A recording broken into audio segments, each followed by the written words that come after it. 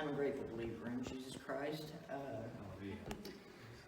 4 years ago, well, I guess I don't really know how to start this. I am a 20-year meth addict. 4 years ago, my life kind of just went crazy. I was arrested. I had 136 grams of methamphetamine on me. I was facing 2 10-year sentences,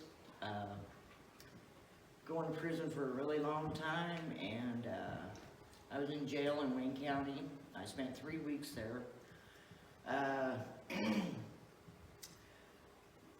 So when I was in jail, the ladies there started talking about a lady that came in and did Bible study on Wednesday nights, and they told me I really should be a part of it. And there's really nothing else to do there, so might as well do this. Which is when I got to know Kim. We were having Bible study that night, and Kim was sitting there talking about God, and she kind of started crying just a little bit, and she said, I just don't even think I could get through one day without God now. And I remember thinking, man, I need this. This is what I need in my life. There was 4 of us in jail that night that said the sinner's prayer. And boy, for the next week in jail, as we sat around a cell or when we went walking or whatever, we read the Bible. The Bibles and stuff that you give us there are really, really needed. We would read the Bible for hours out of the day.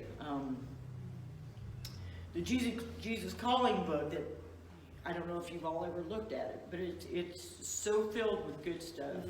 It teaches you how to turn to God, how to live your life, a different life. It was really hard to change your life. You know, I had been a meth addict for 20 years, and I didn't know how to have a different life. And when I first got out of jail, it was really tough being at home after that.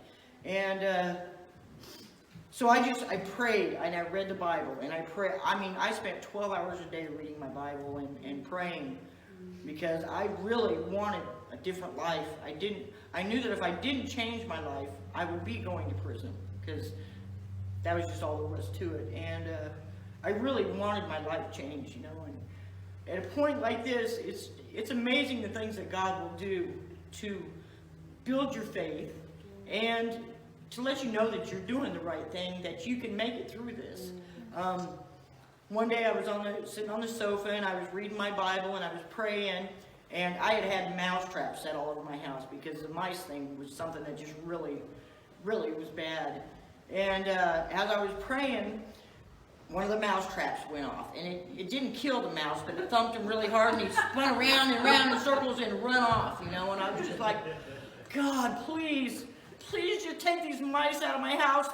They're driving me crazy. And I didn't really think no more about it, but the next morning I woke up, and I lay there, and I couldn't hear. You could hear mice chewing on things constantly at any room in my house, and I couldn't hear any mice, and it was like, weird. And I went back into the back room, which is where they were really bad, and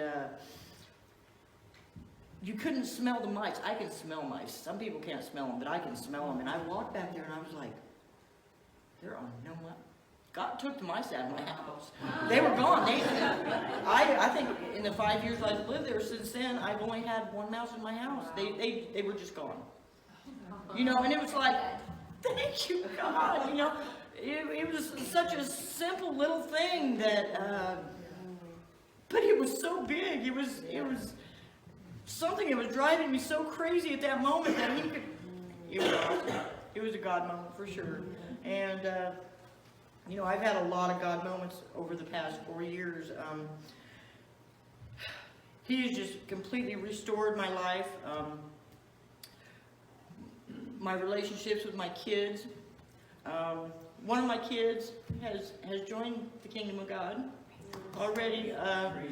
Yes. I've been praying for my kids, and last week I went up to see my daughter, and my daughter's like, I have a granddaughter who's 14 years old, and she joined what they call the Black Shirt Club up in Norwalk. And they go in and they broadcast things for the school. And the neighbor says, Raiden, come over and see me. I got to talk to you. And she's like, we were wondering at the church if you would come and run the soundboard for us. Because that's what she was doing at school. And she's like, to graduate from high school there, you have to have so many volunteer hours. And she says this will count as her volunteer hours for graduation. So my granddaughter has started running the soundboard for a church up in Norwalk. So one by one, he's picking up my kids and bringing them into his kingdom, and it's so awesome. Yeah. But in January, I will have reached the 4-year mark. I haven't done methamphetamine for 4 years. God has completely taken that. You know, and this was all the start of it. You know, I don't even know how to tell you what it means to have a Bible when you're in jail and you're desperate for something new. This really helps. That's really about all I got to say. Thank you.